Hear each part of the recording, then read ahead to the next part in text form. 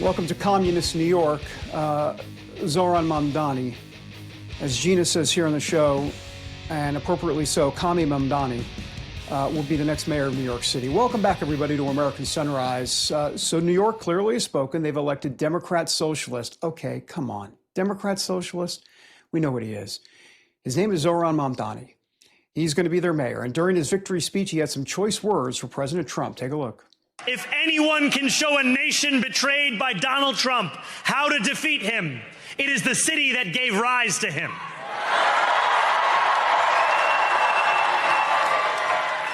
And if there is any way to terrify a despot, it is by dismantling the very conditions that allowed him to accumulate power.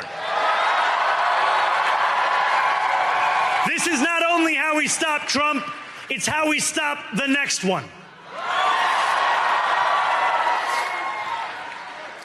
So, Donald Trump, since I know you're watching, I have 4 words for you. Turn the volume up.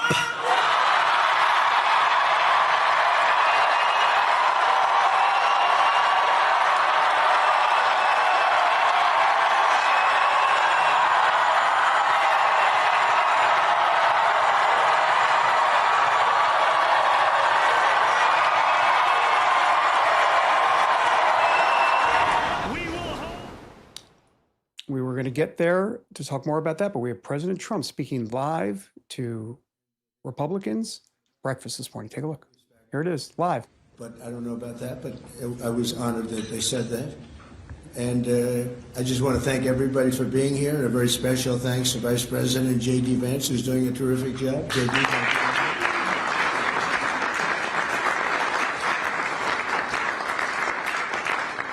As well as the Senate leadership team that has been working very hard, working really, I will tell you, nobody's working any harder representing the American people, including Senator John Thune. John, thank you. Great job.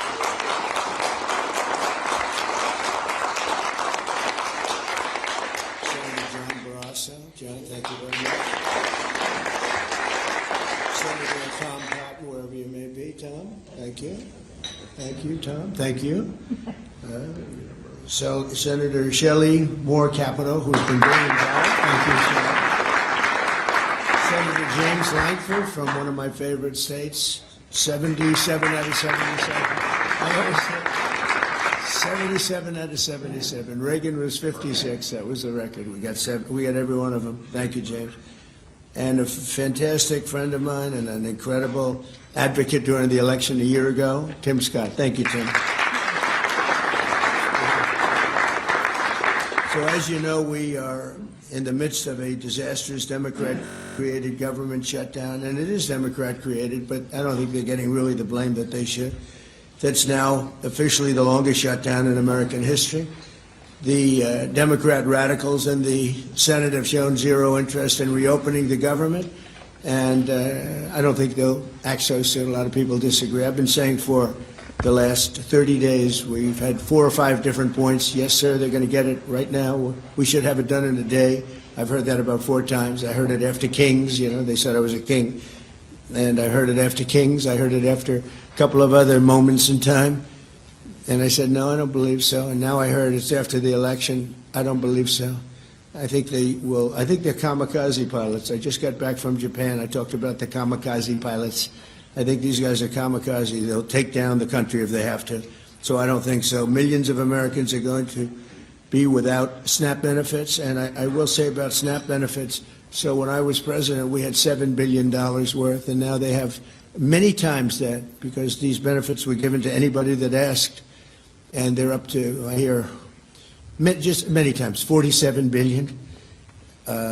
So it wasn't the purpose of SNAP. That was for people that really had problems, down and out, people that really had problems. But during Biden, they gave it to anybody that wanted it. I think it's something you have to talk about because the numbers are incredible. But countless public servants are now not being paid, and the air traffic control system is under increasing strain.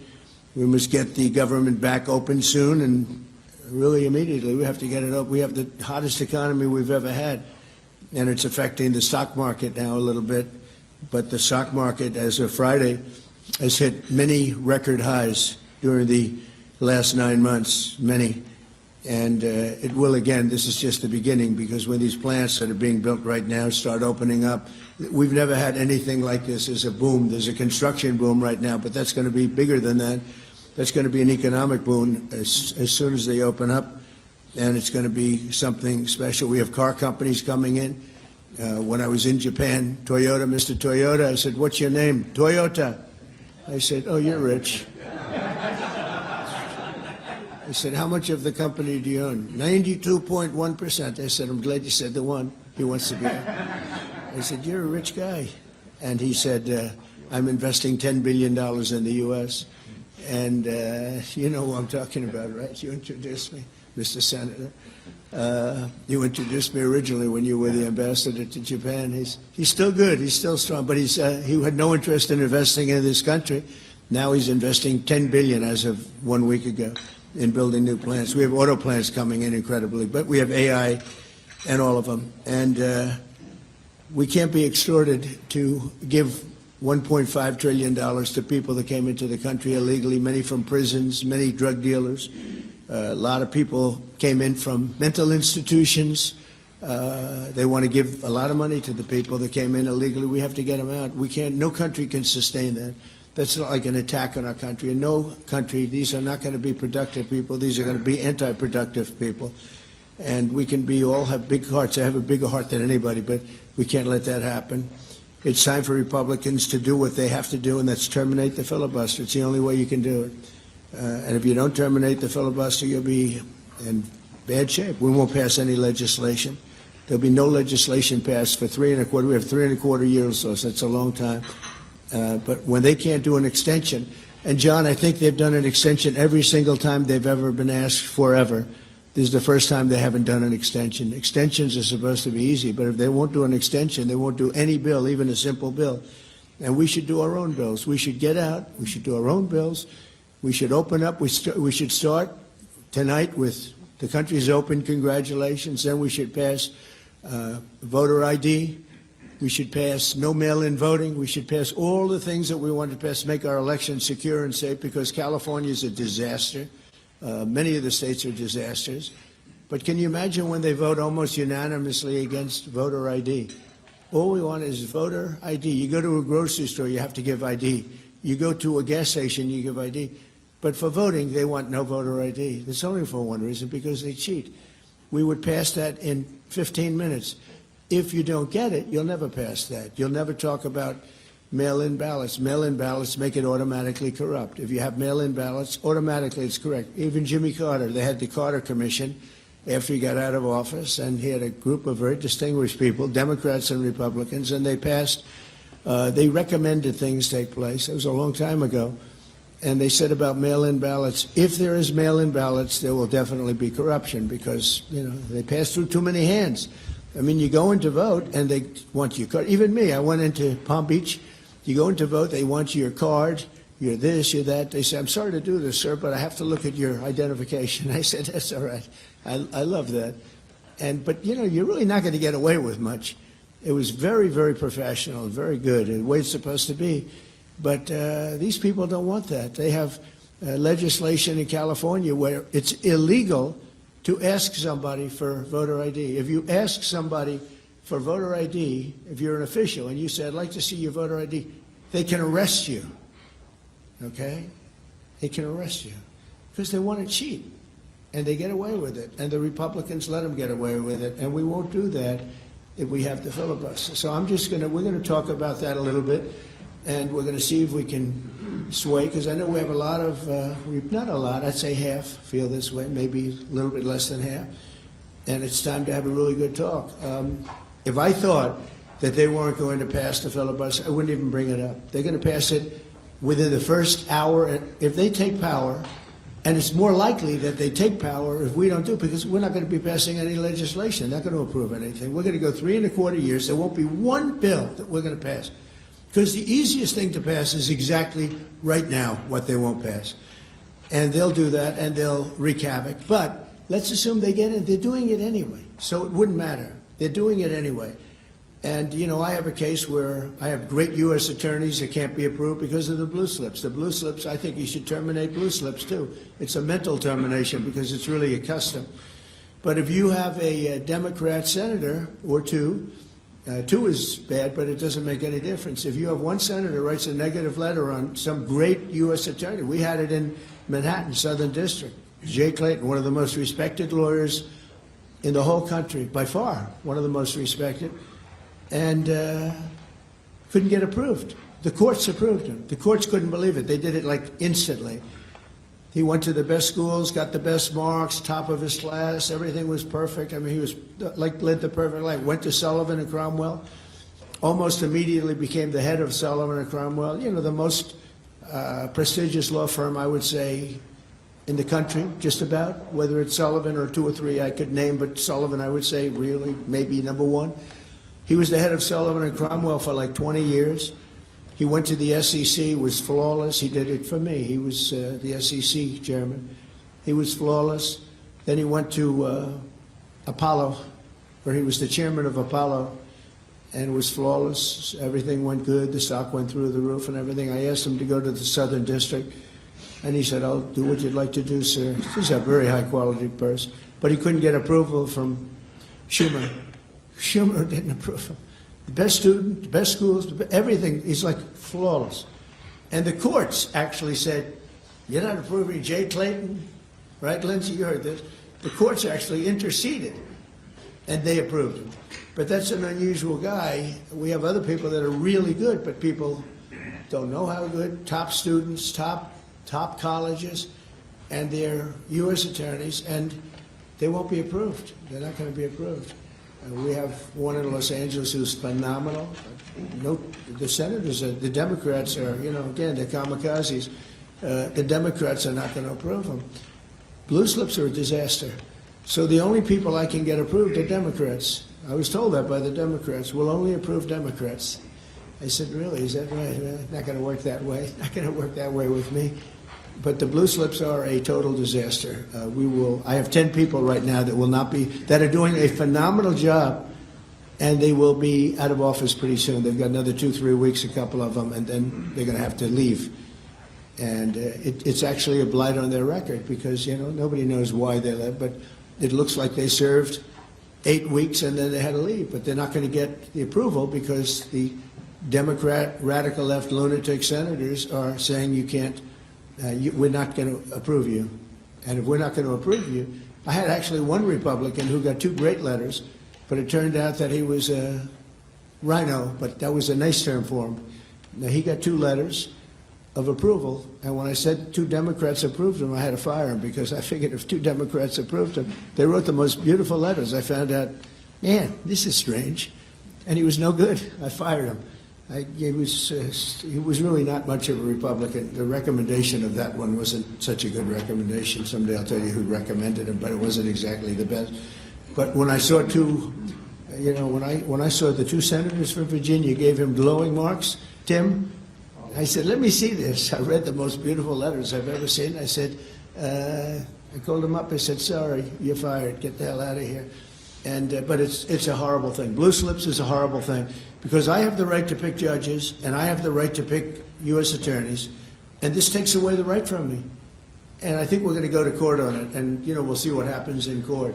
But it gives the president, it takes away the right of the president to pick people to serve on the court and to serve as U.S. attorneys, which is very important. But the biggest thing is the filibuster. We have to get the country going. We will pass legislation at levels you've never seen before, and it'll be impossible to beat us. By the way, if they do, they're going to do it anyway, and they are going to immediately do the filibuster. And when they do the filibuster, they're going to pack the court. They want at least five justices. Now I hear it's up to 5. I actually heard up to 7 and up to 9, okay? They want new judges. They want to pack the court, and they will do it in the first day, maybe the week. Maybe they'll slow it down, because there's no reason to rush. But they'll do it first week. They'll vote on this. And I have friends over there that are Democrats. I'm close to a lot of people. And I asked them about that because some people say, well, maybe they won't do that. I mean, they destroyed the career of Manchin and Sinema.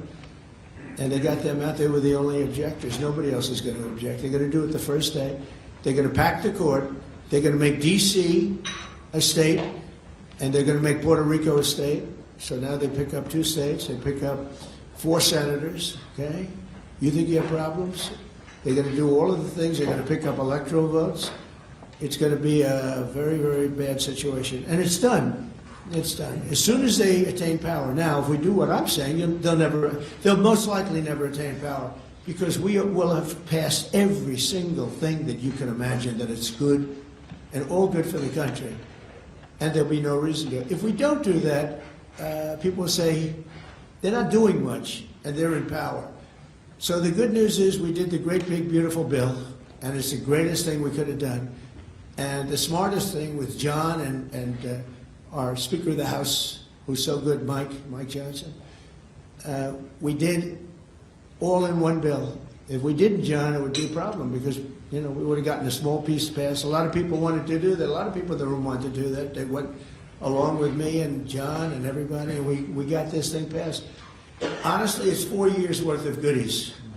No tax on tips, no tax on Social Security, no tax on, think of it, no tax on overtime. It's an unbelievable tax cut for the workers and for business, where business is going to create jobs, and we're creating jobs at levels that nobody's ever seen before. All these things are good.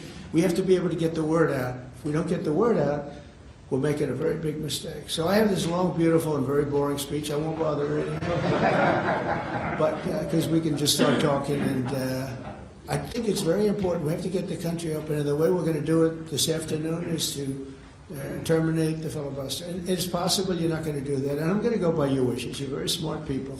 We're good friends, but I think it's a tremendous mistake, really. It would be a tragic mistake, actually. It's time. It's time. If I thought they weren't going to approve, I'd sort of be with you. I'd be fine. I'd be neutral to with you. But knowing that they're going to pass it as soon as they get any semblance of control, they'll pass it first thing, then it's like we have to do it first. And we have 2 years, and we'll end up with 2-3 years, and we'll have this country so perfect. We will have passed more legislation than any Congress and any group of senators or a group of congressmen. And we will get it through. They'll send it to us. We'll send it to them. It'll be a beautiful machine. Otherwise, we're just going to sit around and argue with these people all day long. And they're highly unrealistic, highly unrealistic. Many of them are radical left subversives, frankly. So I want to thank everybody, and we're going to talk. And I want to thank the press for treating us so really well for that foreign trip. It was we had just an amazing meeting. Don't forget, 2 months ago, it looked like the whole world was in trouble over rare earth. And that's no longer even a subject that people talk about. It was all worked out very quickly. Without tariffs, I couldn't have done it. I put a 100% tariff on China. As soon as I heard it, within 20 minutes, I put a 100% tariff on China. When President Xi, who's really a friend of mine, as much as he can be a friend, he's a tough man. He's a tough man. Smart man, actually. Very smart. The press doesn't like it when I call him very smart. They think I'm not supposed to call him smart. But at least 1.4 billion people, without question. In fact, during the meeting, we were there. A couple of you were there, and some of you saw it. So he's here, and he's got about 6 people on each side. And every one of those people was standing like this. They were at attention. And I made a comment to one of them, and he got no response. I said, "Are you going to answer me?" I got no response. And President Xi didn't let him have any. So if there's any question, I said, I want my cabinet to behave like that. I'm demanding that I want them sitting up like that, Tim, just nice and straight. I never saw posture like that. I've never seen men so scared in their lives. They have the equivalent of a vice president. I said, "Are you going to answer my question?" And he's like, he doesn't move. I said, "What's wrong with this guy?" "I will answer all questions." Why don't you behave like that? JD doesn't behave like that. JD buds into conversations. I want to have that for at least a couple of days, okay, JD? We'll keep you long term, but a couple of days of that would be very, very nice. Okay, I want to thank you, and we'll talk a little bit. And I see they set me up with a podium. I thought I'd just be sitting, but it's probably easier. I want to thank you all very much. Thank you to the press, and you can go, and we'll speak to you later. Thank you. I'm going to Miami to make a speech today at a big group, and we have a nice big crowd, and we'll see you there. A lot of you are traveling down with me. Thank you very much. Mr. President, you sound very frustrated by last night's elections. What are the takeaways for people in this room? Keep moving. Thank you, press. What happens if they don't eliminate the Press. Keep moving. Thank you, press. Please wrap. Thank you. Thank you, guys. Keep moving. Please, Thank keep you. moving. Thank you. Thank you, guys. Keep moving. Keep moving, guys. Keep it going. So you were listening to President Trump hosting Republican senators at the White House. They're going to be having a discussion now as they eat breakfast together. But the president making a number of different remarks, obviously sounding off a little bit about the election last night, but also calling on senators to reopen the government and pass voter ID laws, also pass no mail-in voting. He also believes that Democrats will ultimately drop the filibuster if they happen to win a majority. But the president, of course, has been encouraging Republican senators to drop the filibuster in advance so that he can continue to push his policies through and he continue to push his agenda forward. Let's bring in Dr. Gina and David Zier now to discuss all of this. There was a lot to take in. Dr. Gina, I'll give you the first opportunity to tee off on all of this. Your big takeaway from what you just heard. Again, I just listed some of the things the president alluded to and some of the things that he's going to be pushing as part of his agenda, but there is quite a bit to take in. Yeah, first of all, I think it was nice to see a president that was so presidential as he stayed very calm. He didn't really respond to any of the silliness of Mamdani, all the rest of it. So that was nice to see. I think that the consensus is, I'm looking through our chat. I was listening to the president, but I was also looking through our chat because I'm very interested in what the American people think today. And I think that, to put it very succinctly, President Trump, being president is a huge job. That's obviously an understatement. But he has spent a lot of time looking out at the world and trying to fix things. I think it is time to come home and to focus on especially our economy. People are feeling completely disabled economically, David, and I think that is a lot of what is happening here. And if we don't come home and focus on our domestic issues, I'm afraid our midterms will look like this. David, I'm so curious your take. Dr. Gina, I couldn't agree more with you. And the foreign policy is critical, but people can't survive.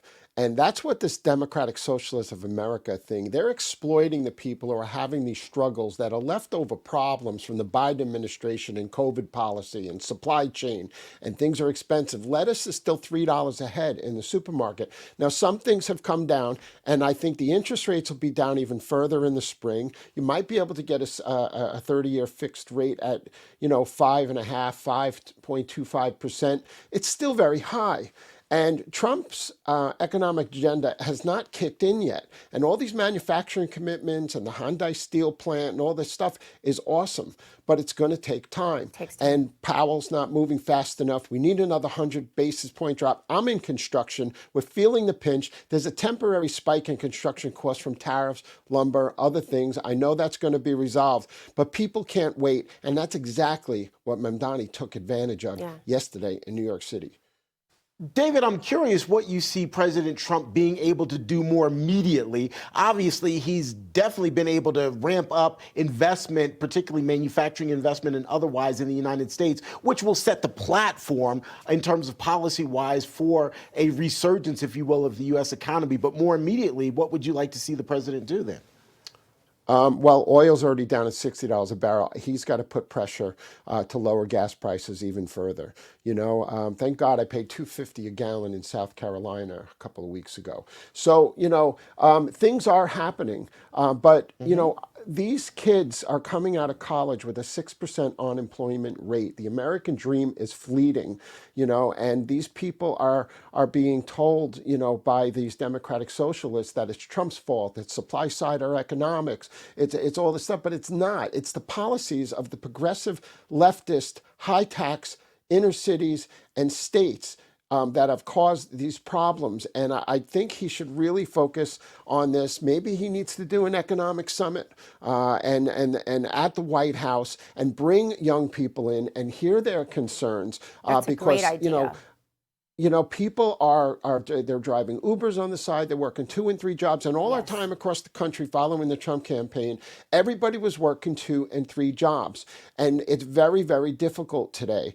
And, this is so complicated. Mamdani is taking advantage of these kids, but he's going to reward his millionaire friends who are going to build all these affordable houses that donated his campaign. So why are they good millionaires and Trump's a bad millionaire or billionaire? I think that Trump's got to put the economy front and center and put the blame squarely on where it needs to be. Our buddy Steve that comes on the show all the time, the economist, blanking from me right now. He sings "You're So Vain." I sing "You're So Vain" to him on the commercials every time. Anyway, he said we need to stop calling it capitalism and letting them label capitalists. Stephen Moore, thank you, Terrence. Stop letting them label us as these, awful, selfish capitalists and use that class warfare to divide people. It's free market capitalism, and that's really important. And the difference between a tyrant and Donald Trump is, yes, Donald Trump is wealthy, but he wants every American to be wealthy. Yeah. He's said it many times. He's working for it every single day. And I think it's going to take more than 9 months to get it done. Yeah, it's definitely going to be a process. Yeah. David, I'm sorry, we've got to go to break. But David, Dr. Gina, we appreciate the conversation. It's a conversation we'll obviously continue to have over the next couple of years. We appreciate both of you. But coming up, yesterday's election fallout meets a crisis of faith. We'll have the details on that ahead here on American Sunrise.